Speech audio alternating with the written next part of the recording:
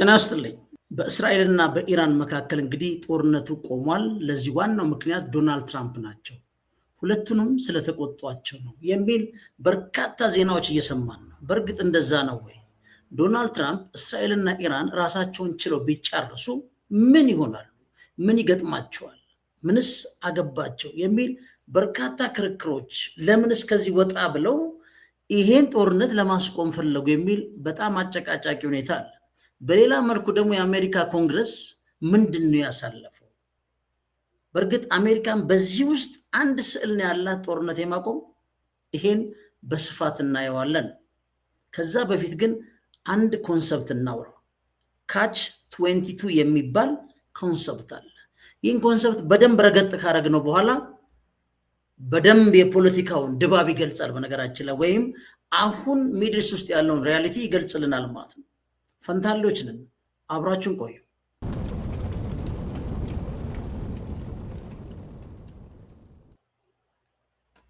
የፈንታሌ ሚዲያ አድማጮች፣ ይሄ ሀሳብ ለምን ይጠቅመናል ካል ገዢ ነው እንዳለ ሙሉ ለሙሉ በአሜሪካ በኢራንና በእስራኤል መካከል ያለውን ገዢ ገላጭ ነው። ወይም ካች 22 ይባላል። ምንድን ነው አጠቃላይ ትርጉሙ? መውጫ የሌለው አጣብቂኝ ማለት ነው። ወይም እርስ በርሱ የሚጋጭ ምክንያታዊ ወጥመድ ማለት ነው። ስለዚህ በዚህ ጊዜ ምንድን ነው ማለት ነው? መካከል የሆነ ቦታ ይፈለጋል ማለት ነው። ይህ ነገር አንድ ሰው ከአንድ አስቸጋሪ ሁኔታ ውስጥ ለመውጣት የሚወስድበት መፍትሄ በዚያው በራሱ በሁኔታው ምክንያት የማይቻል ሲሆን ወይንም አንድ ለማግኘት የግድ ሌላውን ማሟላት ሲኖርበትና ሁለቱንም በአንድ ጊዜ ማግኘት ስትቃረን ካች 22 ይባላል። ይህንን ለማድረግ ያስፈልጋል፣ ያንን ለማድረግ ደግሞ ይህንን ያስፈልጋል የሚል አጣብቅኝ ውስጥ ትገባለህ። ከየት ነው የመጣው ይህ ሀሳብ? ምንድን ነው መገለጫው ካልን በ1961 ጆሴፍ ሄለር በጻፈው ታዋቂ የጦርነት ልቦለድ መጽሐፍ ውስጥ ካች 22 የሚለውን ከጠቀሰው ወታደራዊ ሕግ የተወሰደ ነው። ምን ማለት ነው? በጣም ኢንትረስቲንግ ነው። በነገራችን ላይ በተለይ አሜሪካን በደንብ ነው የሚገልጻት በዚህ ጦርነት ውስጥ። በሁለተኛ ዓለም ጦርነት ወቅት አንድ ተዋጊ አውሮፕላን አብራሪ ለበበሉ ከአደገኛ የበረራ ተልኮች ለመቅረትና ወደ ቤቱ ለመመለስ የሚችልበት መንገድ እብድ መሆኑን ማሳየት ብቻ ነው። ነገር ግን ሕጉ ቁጥር 22 ወይም ካች 22 እንዲህ ይላል። በሕጉ ላይ የሰፈረው ነው። አንደኛ፣ አንድ አብራሪ እብድ ከሆነ ከበረራ ነፃ እንዲሆን መጠየቅ ይችላል። ሁለተኛው ላይ መጠን ነገር ግን ይላል አንድ አብራሪ በራሱ ፈቃድ ከበረራ ነፃ አድርጉኝ ብሎ ከጠየቀ ይህ የሚያሳየው የራሱን ደህንነት የሚጠብቅ ጤናማ አእምሮ እንዳለው ነው ይላል። ሶስተኛውስ፣ ስለዚህ ነፃ ለመሆን የጠየቀ ሰው ሁሉም እብድ ያልሆነ ስለሚባል በረራውን መቀጠል አለበት። በዚህ ሕግ መሰረት ማንም ሰው በፍጹም ከበረራ ነፃ ሊሆን አይችልም። እብዱ ነፃ ለመሆን አይጠይቅም። የጠየቀው ደግሞ እብድ አይደለም ይባላል ማለት ነው። ስለዚህ ከዚህ ሰውዬ ተወስዶ ነው እንግዲህ ካች 22 የሚል የመጣው። ወይ በቀላል ምሳሌ ከወሰድን አንድ የዩኒቨርሲቲ ምሩቅ ስራ ለመቀጠር ሲሄድ የስራ ልምድ ይጠየቃል። አንድ የስራ ልምድ ለማግኘት ደግሞ መጀመሪያ ስራ መቀጠር አለበት። ስራ ሳይቀጠር የስራ ልምድ ማግኘት አይችልም። የስራ ልምድ ሳይኖረው ደግሞ ስራ ሊቀጠር አይችልም። ይህ ምን ይባላል? የተለመደው የካች 22 ሀሳብ ይባላል። ታዲያ ይሄ ጉዳይ እንዴት ነው ከአሜሪካ የፎሬን ፖሊሲ ጋር የተገናኘው? ለምንድን ነው ዶናልድ ትራምፕ ኢራንና አሜሪካ የሚለምኑት ካልን ይሄ ነው በደንብ ማወቅ ያለብን። ለምሳሌ የአሜሪካ የውጭ ፖሊሲ አሜሪካ ኢራንን ለመቅጣት ማዕቀብ ማጥበቅና የባህር ወሽመጡን መዝጋት ትፈልጋለች። አንድ ነገር ግን ይህንን ካደረገች የዓለም የነዳጅ ዋጋ ይንራል። የነዳጅ ዋጋ ከናረ ደግሞ የአሜሪካ የራሷ ኢኮኖሚ ይጎዳል። ኢራንን ለመጉዳት የምታደርገው ነገር ራሷን ወደ መጉዳት ያመራታል። ስለዚህ በአጠቃላይ ካች 22 ማለት የትኛውን መንገድ ብትመርጥ የማያሸንፍህ በራሱ በሕግ ወይም በሁኔታ ውስጥ መቃረብ ምክንያት መውጫ ያጣበት አስቸጋሪ ሁኔታ ነው። ይህን ሀሳብ በደንብ ያዙት። ቀጥለን ወዴት እንሄዳለን ከዚህ ሀሳብ በኋላ ካላችሁ የአሜሪካ ኮንግረስ ምንድን ያሳለፈው የሚለውን ደግሞ እስቲ አብረን እንመልከት።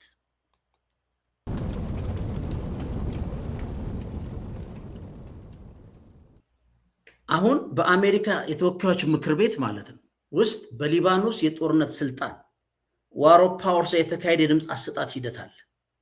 በሚዲያ በአጠቃላይ የምትሰሙት ዶናልድ ትራምፕ ኢራንንም ተያሉ፣ አንድ እስራኤልንም ተያሉ፣ ሽምግልና ውስጥ ገቡ።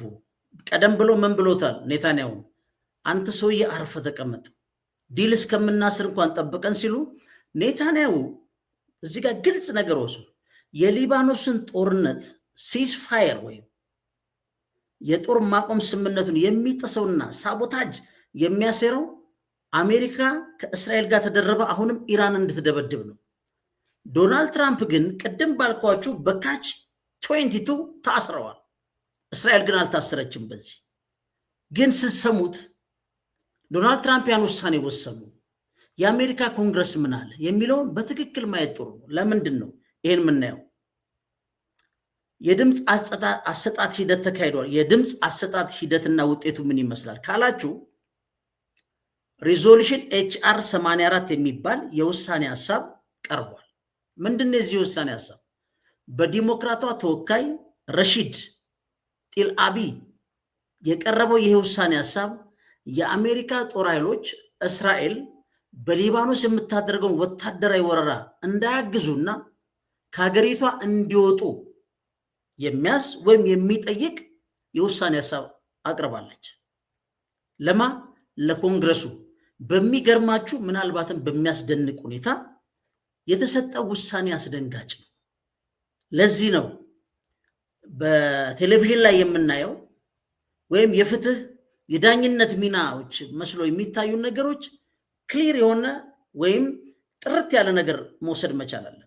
ይሄ ምን ማለት ነው? ሰኔ 4 ቀን በተደረገው ድምፅ አሰጣጥ ሐሳቡ ይሄ የቀረበውን ሐሳብ በ324 ድጋፍና በ92 ተቃውሞ ሰፊ በሆነ የድምፅ ልዩነት የሴትዮ ሐሳብ ውድቅ ተደርጓል። የሚገርመው እሱ አይደለም። በሪፐብሊካንና በዲሞክራቲክ ፓርቲዎች መካከል ያልተለመደ የሁለትዮሽ አንድነት የታየበት ውሳኔ ነው።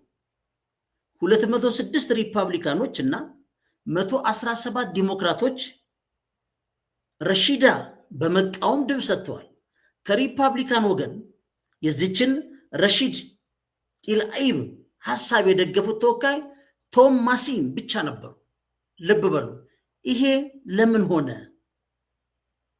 ኔታንያሁን ስምምነቱን አክብር ወደዛ ትግባ እያሉ ዶናልድ ትራምፕ ኮንግረሱ ኦልሞስት በተባበረ ድምፅ የሚመስል የአሜሪካ ጦር ሊባኖስ ውስጥ እንዲቀመጥ አዘሴም ታይም እስራኤል እንዲረዳ ፍቃደኛውን አስድቀዋል ማለት ነው። ይህ ከምንድን ነው የመጣው ብላችሁ መጠየቅ ጥሩ ነው። ምክንያቱም በአሜሪካ ውስጥ ከፍተኛ የሆነ የሎቢ ግሩፕ አላቸው። እስራኤሎቹ የመኖራቸው ችግር አይደለም አስጊ ወይ ዓለምን የሚያስጨንቀው። ማንም መንግስት የራሱ ሎቢ ግሩፕ የአሜሪካን ኮንግረስ እንዲወስኑለት ያው የተፈቀደ ዘመናዊ ሙስና በሉት ገንዘብ ሁሉ ይወስዳሉ። ሎቢ ተደርገው ይህን እንከፍላቸዋለን እያሉ ድምፅ ይሰጣሉ። በጣም የሚገርም ሀገር ነው። በጣም ዲሞክራቲክ በሆነ አገር ውስጥ ግን ሎቢ ግሩፑ አሜሪካ ውስጥ የመሸገው ሎቢ ግሩፕ ታላቋን እስራኤል የመገንባት እና የጽዮናዊነት የፖለቲካል ሙቭመንት እንቅስቃሴውን አብዝቶ የሚደግፍ እንጂ በፒስፉል ኮኤግዚስተንስ በጋራ አብሮ በሰላም የመኖር እቅድ በሌላቸው አደገኛ ኃይሎች የተጠለፈ ነው። ለእስራኤል ብሔራዊ ጥቅም መስራት ችግር የለው። እስራኤል ባላችበት ተረጋግታ እንድትኖር ችግር የለው። ግን ገና ሁሌ እንደምላችሁ መርሳት የሌለባችሁ ነገር የእስራኤል የሚዲያ ትልቅ ውሸት ማለት ነው፣ ግራንድ ውሸት እስራኤልን በአሁን ባለው ተጨባጭ ሁኔታ መካከለኛው ምስራቅ ውስጥ ሊያጠፋት የሚችል ምንም ኃይል የለም። ይህን አስምሩት። ሁለተኛ፣ በተባበሩት መንግስታት ዲፋይንድ የሆነ ግዛታችን ይሄ ነው አይሉ። ኔታንያሁ ጠዋት መጽሐፍ ቅዱስ በገለጠ ቁጥር አይ ዳዊት እንደዚህ ብሏል፣ እዛ ስፍር ነው ይላል። ገንዘብ ሚኒስትሩ እዛ ነው ይላል። የደህንነቱ እዛ ነው ይላል። የመከላከያው እንደዚህ ይላል። ይሄ በግልጽ በሐላል የሰው መሬት ነው የሚነጥቁት። ይሄ አከራካሪ አይደለም። ለዚህ ነው አሜሪካ ያለው የእስራኤል ወይም የአሜሪካና እስራኤል የህዝቦች ጉዳይ ኮሚቴ ነው ስሙ። በአሜሪካ ኮንግረስ አባላት ላይ ከፍተኛ ገንዘብና የፖለቲካ ተጽዕኖ እንዳለው የእስራኤል ጥቅም የሚጠብቁ ውሳኔዎች ያለምንም እንቅፋት እንዲያጸድቁ የሚያደርግ ከፍተኛ ኔትወርክ ያለው ቡድን ነው። ምክንያቱም እስራኤል በብዙ ኪሎ ሜትር ደቡብ ሊባኖስ ውስጥ ገብታ እያዘች ነው፣ አይወጡም። በፈርዞን ነው ብለው ወደ ግሬተር እስራኤል ሶሪያ ተራራ ላይ የነበሩት ወታደሮች ወርደው በብዙ ኪሎ ሜትር የሶሪያ መሬት ቆርሰው ይዘዋል። አሁን የተቀመጠው የአይሲስ የነዚያ የጨካኝ ነፍሰ ገዳዮች መሪ የነበረው አሁን የሶሪያ መሪ ሆኗል። በቀደም በጣም ያሳቀኝ ነገር እሱ ሶሪያ ውስጥ የሚደረግ እግዚአብሔር ያሳያቸው የባስኬት ውድድር ቁጭ ብሏል። ጎረቤት ደግሞ ጦርነት አለ። እንግዲህ ይሄ ሰውዬ አስቡት፣ አሳድ እያለ ሶሪያ ምን ነበረች? እሱ ብቻ አይደለም፣ ሙሉ ለሙሉ ሶሪያ ውስጥ የነበረ የአሜሪካ ወታደር ተሰልፎ የት ነው የገባው? ወደ ቤሩት ነው ሄደው። ቅድም ያልኳችሁ ውሳኔ አንድ የአሜሪካ ወታደራውን ሶሪያ ውስጥ አታገኙ። ቢኮዝ የእኛ መንግስት ነው ብሎ አምነዋል። ዶናልድ ትራምፕ አይታችሁታል፣ ሽቶ ሲቀቡት ሰውየውን። እሱ ማለት በእጁ ያለበት ደም ማለት ነው። የሶሪያው መሪ ተቆጥሮ አይዘለቅም። አንገት እየቀሉ እያረዱ። እኛ ኢትዮጵያ ውስጥ በነገራችን ላይ አርሲ ላይ ተደረገ የሚባለው እንደዚህ ጉዳይ ከዚህ በፊት ለረጅም ጅማ ውስጥም ከዚህ በፊት ተደርጎ ይታወቃል። በነገራችን ላይ እንደዚህ አይነት ከውጭ የመጡ በኢትዮጵያ አጠቃላይ በጋራ እሴቶቻችን ላይ ያልተመሰረቱ የሰው ማረዶች አንዱ የነ አይሲስ ለምሳሌ ኢራቅ ውስጥ የተወለደ ውጤት ነው። በነገራችን ላይ ይህን ኃይል የሚመራ ልጅ ነው አሁን ምን የሆነው ማለት ነው፣ ሶሪያን የተረከበው ማለት ነው በነገራችን ላይ። ስለዚህ የዚህ የታላቁ እስራኤል ፕሮጀክት ግሬተር እስራኤል ፕሮጀክት በሊባኖስ፣ በፍልስጤም፣ በሶሪያ አካባቢዎች የሚካሄደውን ወታደራዊ ዘመቻ በቴዎድሮ ሄርዝል አስተሳሰብ ላይ የተመሰረተና እስራኤልን በመካከለኛው ምስራቅ የጂኦግራፊና የፖለቲካ የበላይነት ለመስረት የምታደርገው ታሪካዊ ፍላጎት ለማሳካት የታለመ ነው። ለዚህ ነው የአሜሪካና የእስራኤል የህዝቦች ጉዳይ ኮሚቴ የሚባለው በአብሬቬሽኑ AIPAC የሚፈራው። ለዛ ነው በፒስፉል ኮኤግዚስተንስ ሳይሆን መጽሐፍ ቅዱስ ላይ ትንቢት ተነግሮልናል እያለ በሊባኖስም በፍልስጤምም በሳውዲ አረቢያም በግብፅ ገና የሚነጥቁት መሬት ያለበትና ምን ያህል ሰው ሲያልቅ ዓለም ነቅቶ እንደሚያስቆማቸው አይታወቅም። ታንክስቱ ሶሻል ሚዲያ ከ75,000 ሰዎች በላይ በቤንጃሚን ኔታንያሁ የፖለቲካ ስርዓተ መንግስት ለበበሉ በእስራኤል ህዝብ አይደለም፣ በእስራኤል ህዝብ በእስራኤል መንግስት ሳይሆን ኔታንያሁና ቀኝ አክራሪዎች በመሰረቱት የፖለቲካ ስርዓት ወይም ስርዓተ መንግስቱ ገቨርንመንቱ ኖት ስቴት 75,000 የፍልስጤም እናት አባት ህፃናት ሞተዋል። ከ17,000 በላይ ግንባርና ደረታቸው ላይ የተመቱ አብዛኞቹ ሴትና ህፃናት ናቸው። ይሄ በኒውዮርክ ታይምስ በምርመራ የወጣ ነው። በጂኖሳይደል ዋር ወይም በጂኖሳይደል አክቲቪቲ ኔዘርላንድ ላይ ያሉት በጣም ኤክስፐርቶች በዚህ ጋዛ ላይ ጂኖሳይድ እንደተፈጸመ አረጋግጠዋል። የኢንተርናሽናል ክሪሚናል ኮርት ኔታንያሁ እንዲያዝ የእስር ትዕዛዝ አውጥቶበታል። ግን ማን ይነካዋል? እሱ ብቻ አይደለም። ኔታንያሁ ይሄን ሁሉ ፈጽሞ አሁንም ለመግደል የተራበ ነው። እኔ አም ሶሪ ቱ ሴይ በቃ ስለ ቤንጃሚን ኔታንያሁ ማሰብ ራሱ ይከብዳል። ድንገት አንድ ሰው እኮ በእጁ ቢጠፋ በጸጸት ብታስሩት ብትፈርዱበት አንድ እስረኛ በጸጸት ያልቃል። የኔታንያሁ የተለየ ነው። እኔ አሁን ስለ ኔታንያሁ የፖለቲካ ስርዓት ሳስብ አንድ የሚሰማኝ ነገር ስኬፕ ቱ ሳቢቦር የሚል ፊልም አይታችኋል? እኔ መጀመሪያ ያየው ቀን የዛ ፊልም ላይ እንዴት እንዳለቀስኩ ልነግራችሁ አልችልም። እንዴት እንዳለቀስኩ በእስራኤሎች ላይ የተሰራው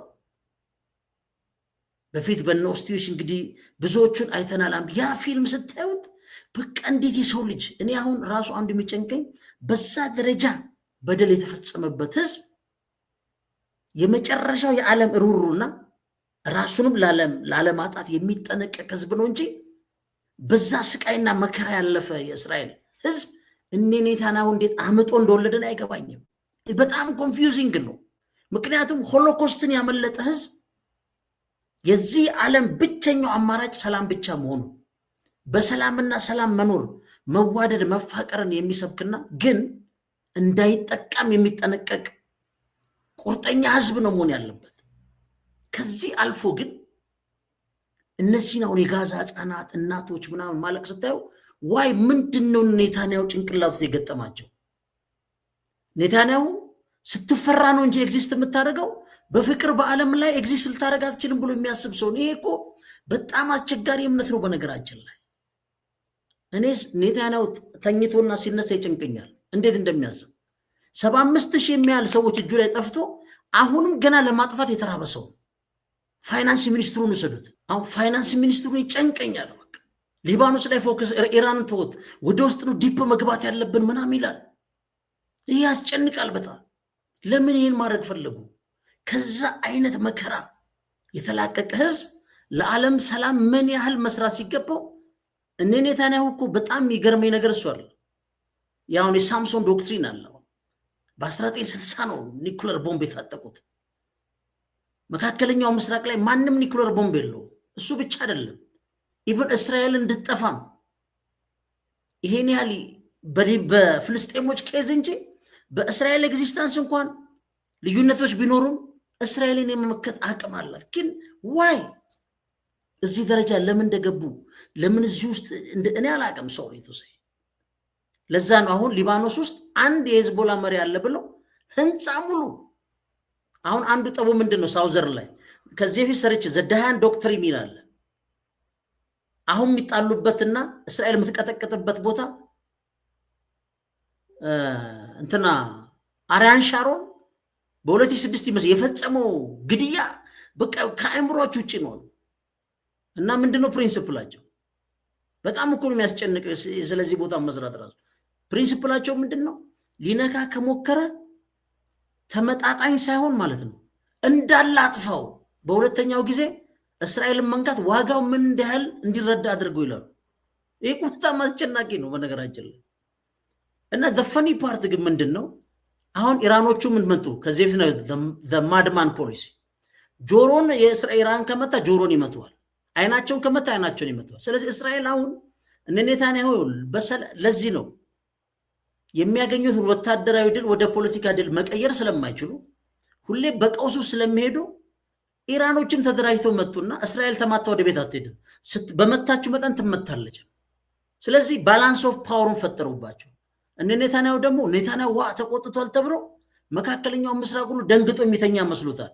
ይሄ ያለፈ ፋሽን ነው፣ አልፏል። በቃ አይኑን ያወጣ ለአይን ብለዋል በቃ እንጂ እንደ ድሮ ተመቶ መሄድ የለም ተብሎ ተመልከቱ። ተዋሉት፣ መቱት፣ ተመታቱ። አሁን እስራኤል ላይ ብትመታ ቴህራንን ቴልአቪቭን ትመታለች። እንደ ድሮ አይደለም። ይሄን እውነት ጋር መታረቅ አቅቶት ነው ኔታንያሁ እሱንም አልፎ የዶናልድ ትራምፕን እዚህ ውስጥ የከተታቸው ማለት ነው። ስለዚህ ለዚህ ነው ካች 22 የሚባለውና በብዛት እየተጨነቁ ያሉበት ጉዳይ ይሄ ነው።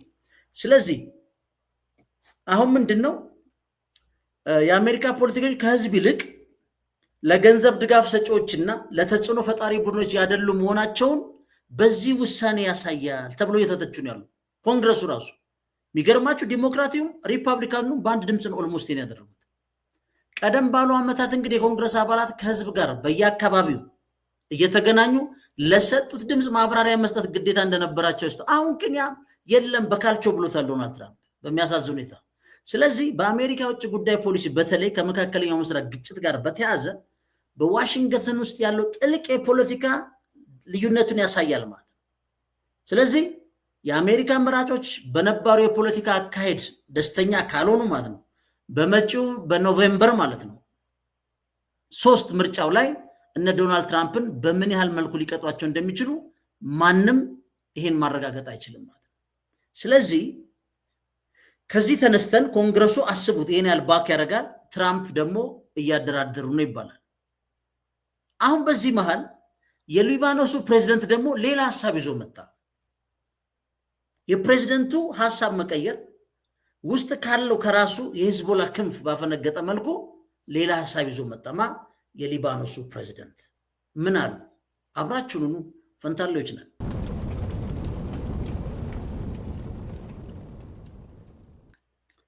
በአሁኑ ወቅት በሊባኖስ የፖለቲካ ልሂቃን በህዝቡና በታጠቁ ኃይሎች መካከል ያለው እጅግ የሰፋ የሀሳብ መከፋፈል ነው። ኢቭን የሉዓላዊነት ጥያቄን ሁሉ ሪዲፋይን ሊያደርጉ ሞክረዋል። ስለዚህ የሊባኖስ እውነተኛ ጠላት ማን ነው የሚል ጭቅጭቅ ውስጥ ገብተዋል።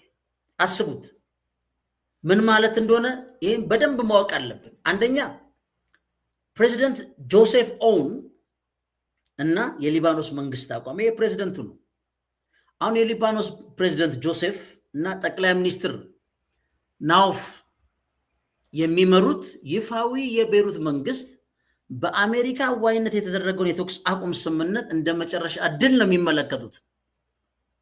ከኢራን ጋር የተፈጠረውን ፍጥጫ ፕሬዚደንቱ እንዴት ነው የሚገልጹት?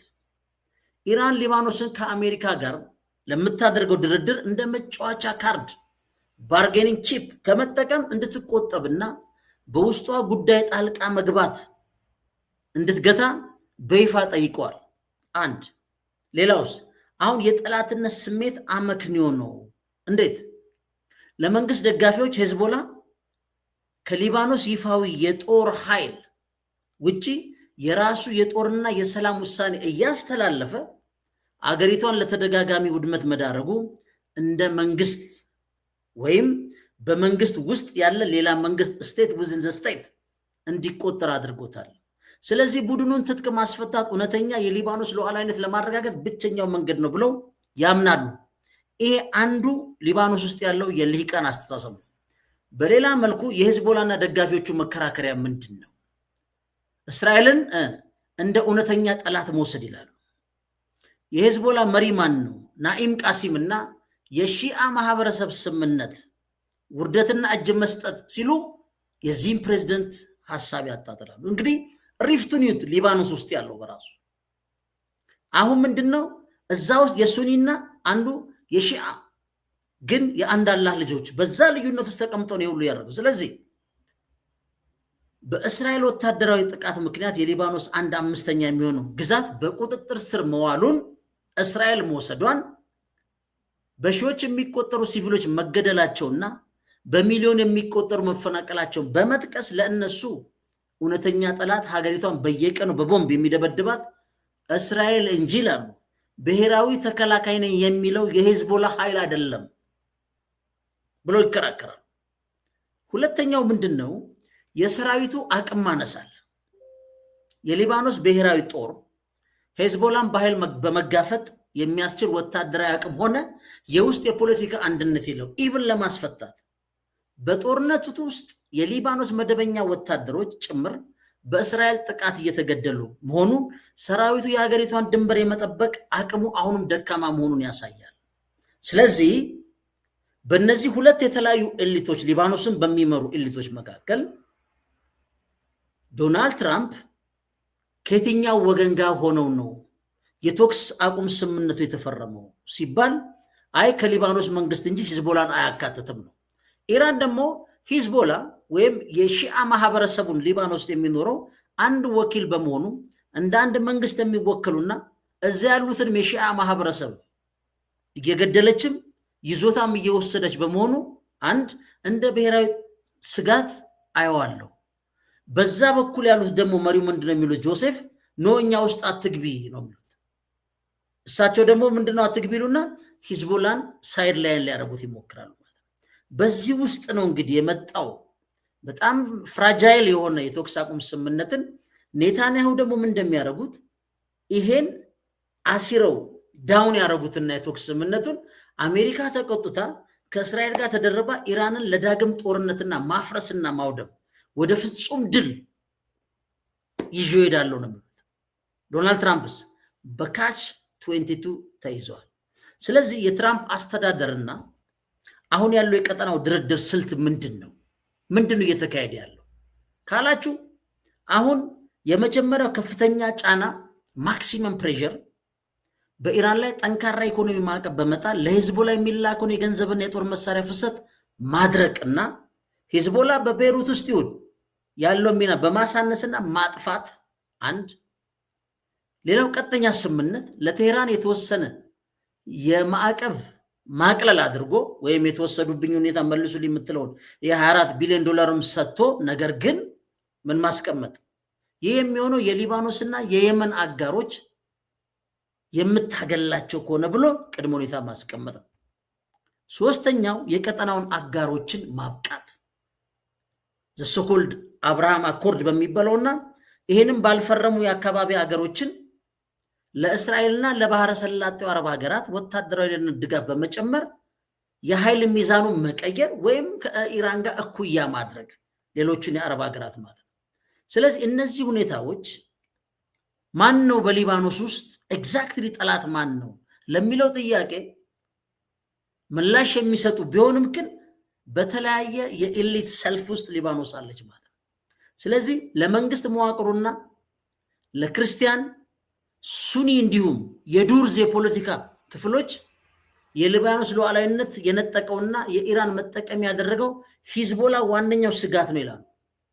አንድ ለሂዝቦላና ለሺአው ማህበረሰብ ደግሞ እዛው ሊባኖስ ውስጥ ያለው ሀገሪቱን በኃይል ወረራ መሬቷን የያዘችና ከተሞቿን የምታፈርስ እስራኤል ብቸኛዋ ታሪካዊ ጠላት ነው ይላሉ። ይህ በውስጥ ፍላጎትና በውጭ ወረራ መካከል ያለው አዙሪት ሊባኖስን አስቸጋሪ ፈተና ውስጥ ጥሏታል። አሁን ለዚህ ነው በእስራኤልና በሊባኖስ መካከል ያለው ጦርነት በሁለት የተለያዩ የሊባኖስ ኢሊቶችና በእስራኤል መካከል ነው።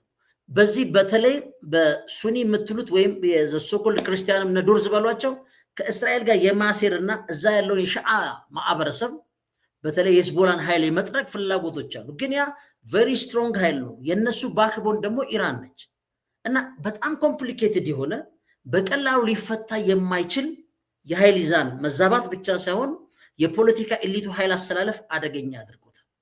ዶናልድ ትራምፕ እዚህ ውስጥ ነው የገቡት። እባካችሁ ተው ይላሉ። ለምን? ለዚህ ነው አሁን ዶናልድ ትራምፕ ምንድነው በመግለጫቸው በእስራኤልና በዋና አጋሯ አሜሪካ መካከል ያለው እንግዲህ ከፍተኛ ዲፕሎማሲ ውጥረት በትራምፕ አስተዳደር ፍንትው ብሎ ወጥቷል፣ ወይም ላክ ኦፍ ኮኦርዲኔሽን ላይ ደርሷል። ይሄን ነው በግልጽ ማስቀመጥ። ምክንያቱም ትራምፕ ጥቃቶቹ ከአሜሪካ ጋር አልተቀናጁ ማለታቸው አንድ የምን እስራኤል የምትወስደው ሊባኖስ ላይ የምታደርገው ወደ ኢራን የምታደርገው ማውቀው ነገር የለም። የእስራኤል ጠቅላይ ሚኒስትር ቤንጃሚን ኔታንያሁ የአሜሪካን ይሁንታ ወይም ምክር ሳይጠብቁ የራሳቸውን ወታደራዊ እርምጃ እንደወሰዷን ተረጋግጧል። ስለዚህ ቀደም ሲል የእስራኤል ባለስልጣን እርምጃውን ከትራምፕ አስተዳደር ጋር የተቀናጀ ነበር ካሉት መረጃ ጋር በቀጥታ የሚጋጭ ነው። ለምን? ዶናልድ ትራምፕ ጦርነቱን አልፈለጉትም። እሳቸው ከባድ ጫና አለባቸው። ሊባኖስ ውስጥ ያለው ኃይል አስተላለፍ አለ፣ ራሷ እስራኤል አለች፣ ኢራን አለች። በዚህ ውስጥ አሜሪካ ስትራቴጂካል የሆነ ጥቅሟን ይዟ የሽግግር ሂደቶችን እንጂ በፍጹም አሸናፊነት እንደማታጠናቀው አውቃለች። ግን አሜሪካን ተንትና በደረሰችበት መረጃ መሰረት ኔታንያሁ ይሄ አይሆንም፣ እኔ ስቆጣ ሁሉም አረብ ሊያንቀላፋ ይገባ የነበረውን የበላይነቴን ተነጥቅ ያለው፣ ስለዚህ ኢራንን በማድቀቅ ካሁን በኋላ አረቦቹ ኔታንያሁን እስራኤልን መንካት ማለቅ ነው ብሎ እንዲያስቡ እፈልጋለሁ። የፍጹም ድል ባለቤት መሆን ይችላሉ። ቀጥል አሉት። ብቻውን ሊቀጥል አይችልም። ስለዚህ ትራምፕ በእነዚህ በኔታንያሁ ሁኔታዎች ደስተኛ አይደለም። የቀጠናውም የጦርነት ስጋት ላይ ስትመጡ እስራኤል በሊባኖስ ላይ የምትሰነዝረው መጠነ ሰፊ ጥቃት አሜሪካ በቀጥታ ምንድን ነው ወደማትፈልገውና በቀጠና ያሉ ወታደራዊ ካምፖችና ጥቅሞች አደጋ ላይ ወደሚወድቅበት ሰፊ ምን ይሆናል የመካከለኛው ምስራቅ ጦርነት ውስጥ እንድትገባ ያደርጋል። እንግዲህ ሲኤንኤን ያጋለጠውን እነ ኒውዮርክ ታይምስ ያጋለጠውን አይታችኋል። እንዴት በደንብ የሚገርም ፕሪሲዥን የአሜሪካን ጦር ሰፈሮች መካከለኛው ምስራቅ ውስጥ ያሉትን ኢራን ዱቄት ማድረጓም ማለት ነው። ስለዚህ የሰላም ተስፋን መግደል ነው የሚሉት ዶናልድ ትራምፕ። ትራምፕ ጦርነቱ በቅርብ ያበቃል በማለት ደጋጋሚ የሰጡትን ተስፋ ማን ያለው የእስራኤል ድንገተኛ ጥቃት ድንገተኛ ለም ሴራ የኔታንያሁ የሊባኖስን ሰላም ዳውን አድርጎ አሜሪካ የመጨረሻው ምርጫ ጦርነት ነው እንድታምኑ፣ ግን አሜሪካኖች ተንትነው ጨርሰውታል ይሄ ነገር ሊሆን እንደማይችል ማለት። ስለዚህ በትራምፕ የተሰጠው መግለጫ አሁን የፋይናንስ ሚኒስትሩ ያልኳችሁ ቅድም አለ ትኩረታችን በቤሩት ላይ እናድርግ ነው የሚለው እሱ። ተዋት ኢራንን። ለምን እስከሚፈልጉበት ኪሎ ሜትር ገብታ አይወጡም። ይሄ ነው አደገኛው። የእዛም ያለው የሎቢ ግሩፕ የሚባለው ነገር ጠቅላላ ከባዱ ነገር ይሄ ነው። በነገራችን ላይ ብዙ ሰው ይሄን ነው በትክክል ማወቅም መገንዘብ ያለበት። አሁን ኢራን ምንድን ነው የምትለው? ለምሳሌ ኔታንያሁን ስል የተባበሩት መንግስታትን አርቲክል 51 ጠቅሳ ኢራን ጥቃቱን የፈጸመችው እስራኤል የተኩስ አቁም ስምምነቱን በተደጋጋሚ በመጣስ ምክንያት በተባበሩት መንግስታት ድርጅት ቻርተር አንቀጽ 51 ላይ በተቀመጠው ራስን በራስ የመከላከል ተፈጥሯዊ መብት ለምን የሺዓውን ሙስሊም የማውደም ነው ተልኳ ነው። ያ ደግሞ የኢራን ቀይ መስመር ነው። ሺዓው ለምን ይጠፋል? ሺዓውን ከዛ ጋር ሙሉ ለሙሉ ከዛ ስትራክቸር አውቶ ማጥፋት አሁን ምንድነው በሱኒ ኃይል ብቻ የሚመራ ልክ ሶሪያ ውስጥ እንዳደረጉት የአላዋይት መንግስትን የሺዓ ሴክቱን መጥተው አሁን የሱኒ የበላይነት ነው እዛ ላይ ያቀረቡት። የነ ሳውዲ አረቢያ የዩኤ የአሜሪካ ሙሉ ለሙሉ ሶሪያ ውስጥ መፈንጫ አንዱ ሚስጥር ነው። ምክንያቱም ሺዓቶችን አስወግደዋል። ግን ኢራቅ ውስጥ ሲገቡ ምን አድርገዋል? ሱኒኑ አስወግደው ሺዓውን ኢምፓወር አድርገዋል። ምክንያቱም ሳዳም ሱኒ ያለ ነው ለአሜሪካ እምቢ ያሉ። አሁን ሺዓቶች የበላይ ናቸው። ሶሪያ ውስጥ ስትመጡ ምንድን ነው የሚመጣው? የሱኒ የበላይነት አለ፣ ሺዓው ተመቷል። ባህሪን ስትሄዱ በጣም ቁጥራቸው ትንሽ የሆኑ ሱኒዎች በብዙ ሚሊዮን የሚቆጠሩትን ማንን ያስተዳድራሉ? ሺዓዎችን። አሁን የሚቀጥለው ምንድን ነው? እዛ ያሉ ሺዓዎች ሱኒውን ገልብጠው ባህሪን እንዳይወስዱ የአሜሪካ 5ኛው ፍሊት ቤዝ ነው። ከፍተኛ ሰራዊት አለ። ኢራን በተደጋጋሚ ምንድን ነው ክሌም ሁሉ ታደርጋለች፣ ኢቭን ባህሪን እንዳገር ማለት ነው። ይሄ የመጣው እንግዲህ ከዚህ ጦርነት በኋላ የተወለዱ አደገኛ አካሄዶች ናቸው። ስለዚህ ኢራን ለተኩስ አቁም ስምምነቱ መፍረስ በቀጠናው ለሚፈርሱ ለማንኛውም ውጥረት የጽዮናውያን እንቅስቃሴ ስትል ትገልጻለች። አሜሪካን ቀጥተኛ ጠያቂን ባታረግ በቃ በሆነ ላተንት ፌዝ ውስጥ ብቻ ከእስራኤል ጋር አለ ብላ ትገምታለች። ኔታንያሁ ግን ይሄን ሁሉ የሚያደርገው ምንድን ነው? የአሜሪካንን እጅ ይዞ ቴሄራንን ለማጥፋት ነው። ይሳካለታል አይሳካለትም ወደፊት የምናየው ነው የሚሆነው። በነገራችን ላይ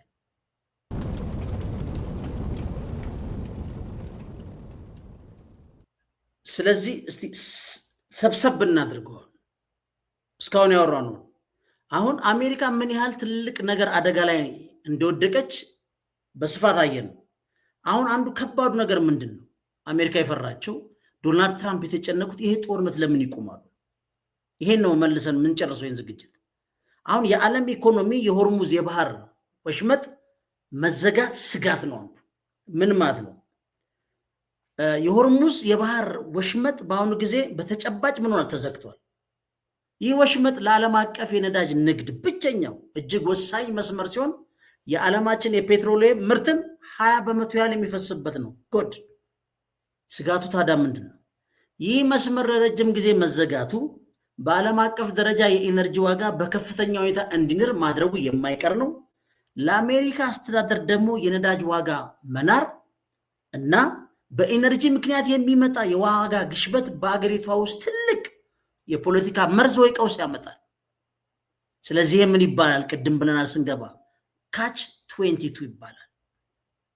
በውስጥ አጣብቅኝ ውስጥ ተቆልፏል። ምን ማለት ነው? አሜሪካ ኢራንን መቅጣት ብትፈልግም ሙሉ በሙሉ በተዘጋ የባህር ወሽመጥ ምክንያት የሚመጣውን የኢኮኖሚ ውድቀት የመቋቋም አቅም የላት። ኢኮኖሚክ ሪሴሽን ሊገጥማት ይችላል።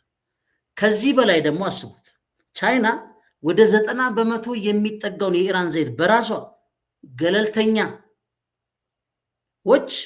ወይም ገዢዎች ሪፋይነርስ አማካኝነት እየገዛች ስለሆነ ራይት ነው እያወራን ማለት ነው።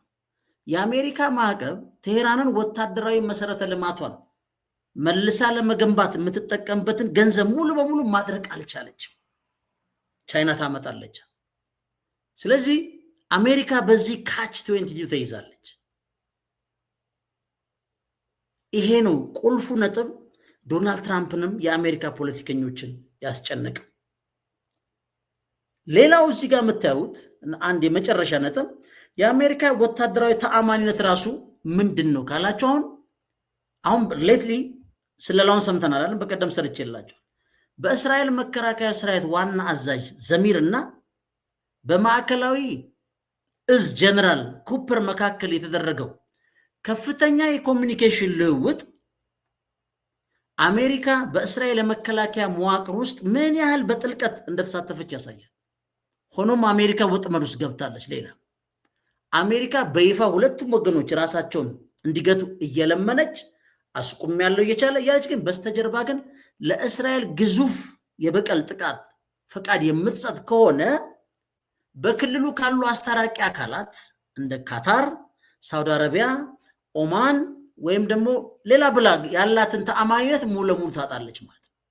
አንድ በሌላ በኩል ደግሞ አሜሪካ እስራኤል በኃይል ለማስቆም ብትሞክር በመካከለኛው ምስራቅ ውስጥ ከዋና አጋራው ጋር ተጣልታለች፣ ተለያይቷል የሚል እሳቤ ደግሞ ከተያዘ ኢራን ደግሞ ምንድን ነው የሚሳኤል ጥቃት ማዕበል እንድትሰነዝር ድፍረት ሊኖራት ይችላል። ስለዚህ ጠልቃ መግባቷም ይሁን መጣላቷ በጣም ከባድ ነው። ስለዚህ አሜሪካ በካች 22 ተይዛለች፣ ግን ማለቂያ የሌለው ዘላለማዊ ፎርኤቨር ዋር ውስጥ ትገባለች ወይ? ይሄ ነው በደንብ መመለስ ያለበት። እሱን ደግሞ ዶናልድ ትራምፕ አይፈልጉትም። ለምሳሌ አሜሪካ በቀጥታ አሁን የዶናልድ ትራምፕ በዚህ መዝጊያ እናድርገው ምንድን ነው ያደረጉት? ዶናልድ ትራምፕ ያለ ወረራ ማዳከም እና ማሸነፍ። ምክንያቱም ዋሽንግተን ሆነች ኢየሩሳሌም በኢራን ላይ የመሬት ወረራ ለማካሄድ የፖለቲካ ፍላጎትም ሆነ የወታደር አቅም የላቸውም። አንድ በዚህ እንስማማለን። እነሱም ኦፊሻል የተናገሩት።